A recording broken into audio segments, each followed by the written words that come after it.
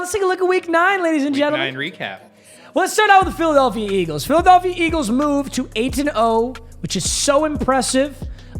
They clutched this game up. It actually looked like it was going to be a close game. Ended up not a blowout. The Texans did cover the spread, but just barely. Davis Mills literally leans on Dameon Pierce so hard. Dude, Dameon Pierce is so good. Jesus. He is so good. I know, dude, but this is what I feel bad about is like running backs like this, they play so hard, they're so tough as a rookie, and they just fall off a cliff. A couple years, yeah. You know? Like, talk about Ezekiel Elliott, man. Can they just get rid of him already?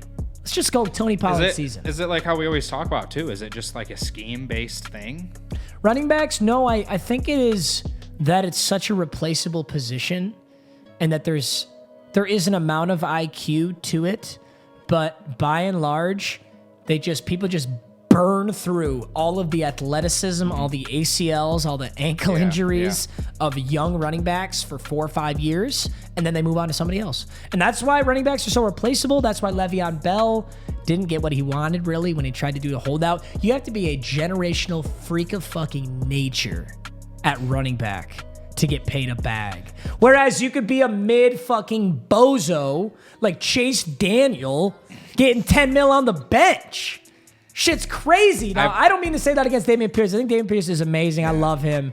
But yeah, it's like, damn, you watch him on the Texans, you're like, man, where is this guy's I wonder if going? it would be cool if they did like a 5-year combine where it's like after 5 years in the NFL, they do like another NFL combine to compare it to when they first came into the league. That's really because I wonder if Ezekiel Elliott like really has fallen off. Like he ran a 4.5 in the combine. Now he's running a 4.8.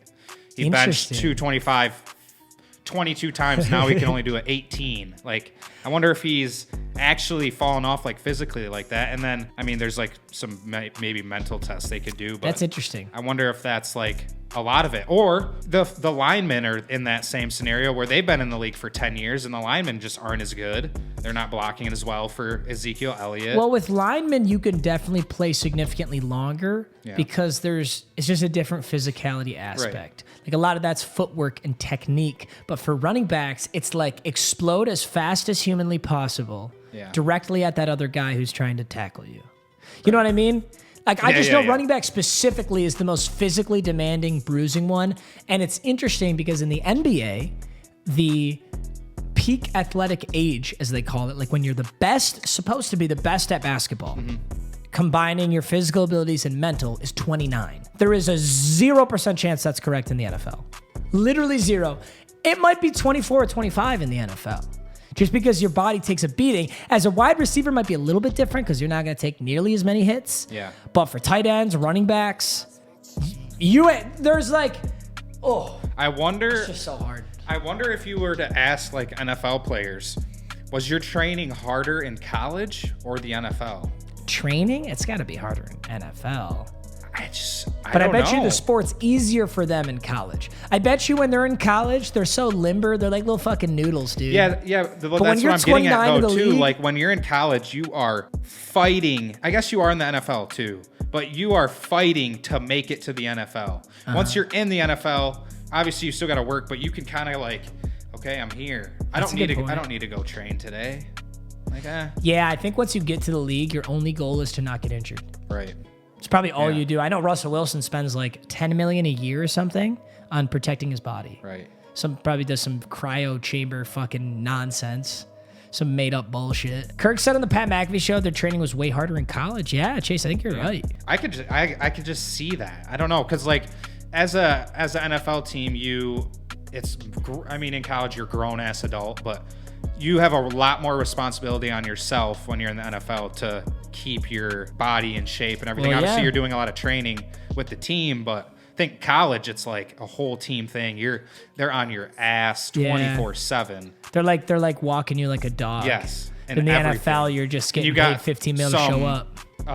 Our trainer in football in high school, dude, he was crazy. Imagine that in college. And I feel like then you get to the NFL, it's a little bit more laid back. Think of Jamarcus Russell, dude. Guy would have like 5 Wendy's burgers a day and he wouldn't even watch film. That's what's so crazy to me. They gave him film to take home. Remember that story about Jamarcus Russell? Yep. They gave Jamarcus Russell blank tapes. Yeah. And they said, hey, take these home and watch the film because they suspected that he wasn't watching film. He comes back the next day. He's like, yo, thanks for the film. I loved it. You know, it's good watch. He didn't fucking watch it. But that's crazy to me. Like, what? You're not making him watch it? Right, exactly. You're not sitting down with Jamarcus Russell and watching film with him. You just handing him a piece of homework and hoping he comes back and does it? Yeah.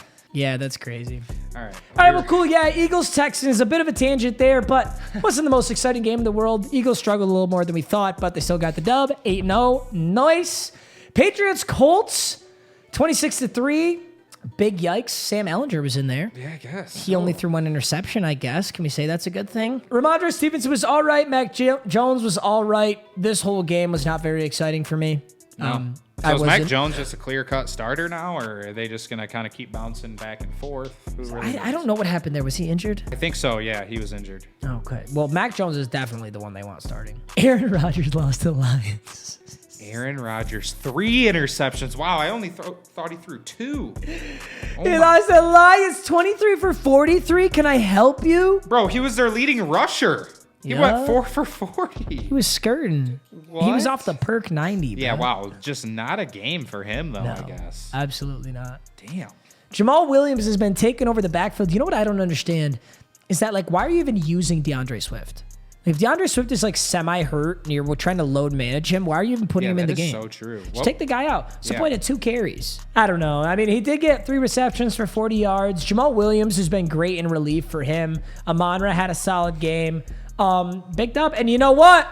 Look who got 2 receptions, Chase. James Mitchell. You know whose draft pick I announced at Subway? Yeah. We don't have TJ Hawkinson anymore, so guess who's the starting tight end for the Detroit Lions?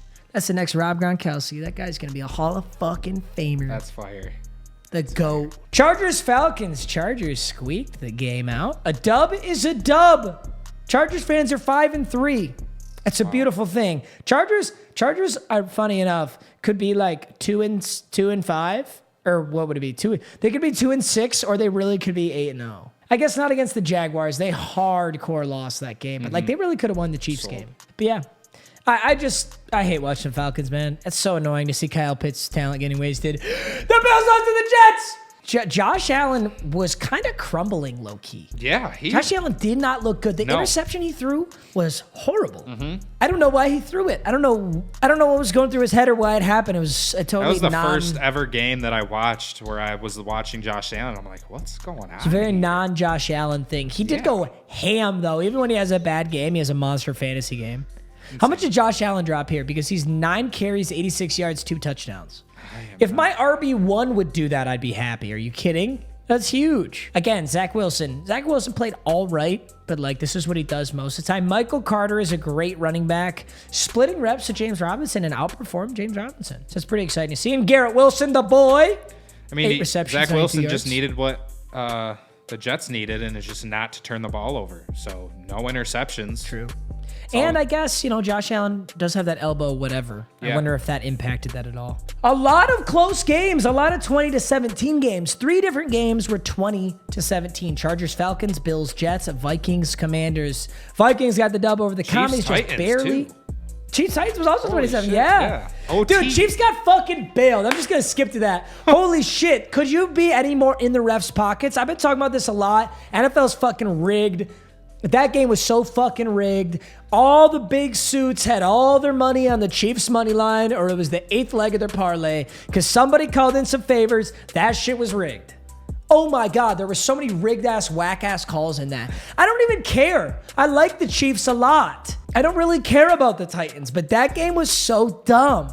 Pissed me off. Buccaneers just barely beat the Rams. We knew that was going to be a good game. Click on Buccaneers Rams because I think this is crazy when you look at these two teams' records: 5-4 or 3-5, 4-5. Are the Super Bowl champs going to make the fucking Super Bowl? The playoffs, you mean? Are the Super Bowl champs going to make the playoffs? I can't even believe both of their records. Dude. How can you go to the Super Bowl, win, come back with damn near the same team, and be 3-5? Odell Beckham was their whole team, I guess. Yeah, you're right. He carried them on their fucking back. It's time, Sean McVay, it's time to reach in your checkbook. Okay, stop being stingy and write that man a check. All right? Although I guess they don't have Von Miller either. Oh, yeah, and Von Miller is a Von Miller's kind of a big difference. Yes. It's kind of a big difference. True. He is a monster. I don't know if Von Miller's the difference between literally missing the playoffs, though. Winning the Super Bowl and missing the playoffs, that's a pretty big jump. It is so hard, though, because, like, literally one play can make you, like, decide if you're going to win or not. So it's also like when you had Jared Goff, your record sucked, so your schedule was easier. Then you traded for Matthew Stafford. You've got an easy schedule, easy route to the playoffs, easy route to the Super Bowl. Yeah. Now that you won the Super Bowl, your schedule's really hard. Now you got to play only good teams. True. The pitfalls of success. Ravens Saints yesterday. This was an awesome game. I love Lamar. I love Lamar so much. So good. Mm-hmm. So fast. He's a beast, dude. I don't know dude, how the one scheme. touchdown that Lamar did throw was sick. He really didn't even throw the ball that much because Kenny and Drake was doing insane. They were running the ball so effectively. Bro, Isaiah Likely, though. Showing He's out the one who again. caught the touchdown. Yeah, showing It out was again. a sick play, dude. They ran nasty. like this boot shovel option with a passing option, and he passed it to Isaiah. They're saying Likely. Odell to the Cowboys. Someone's saying that. No way. It's not going to happen. Dolphins-Bears, Okay. actually an awesome game. Yeah, everybody's mad at me for putting Bears and turn off your TV, but this was an awesome game. Tua continues to look monstrous. Jeff Wilson finding a nice seat in his new home, 5.7 average. Tyreek, another monster game for him. Jalen Waddle, another monster game. Tyreek Hill's been such a fucking beast. Yeah. Everybody who thought he was just a yak merchant on Kansas City, now he's just a yak merchant on Miami. He'd be a yak merchant wherever he went. Such a beast. And then Justin the Bears. Fields, 3 tutties. This is one of Justin Fields' best games, and guess what? He still only threw for 128 yards. That is actually so 123 yards. weird. Had 178 rushing yards, though. Holy shit. I think that's the most ever by a quarterback in Super Bowl era. That's so savage. Yeah. That is so dope. How many fantasy points is that? He must have gone fucking off. Oh my God. He must have dropped like a 50 banger almost. How much did Justin Fields drop? 42.7. Mixon 55? I've never seen that. Dude, he had 4 touchdowns and a receiving touchdown. He had a fucking Bo Jackson game, dude. What a monster game. All right, maybe I should have reworked the Bears. Maybe the Bears were super mid. Yeah, you can't be Yeah. I can't put the Bears in super mid watchable team because they had one exciting game. Yeah. I can't do it. All right? I can't do it. When I can't Justin ignore it Fields for a 6-game season. He throws 11 times in a game. What are we doing here? Well, listen, and this is an anomaly, guys. He doesn't get this many fucking rushing yards a game.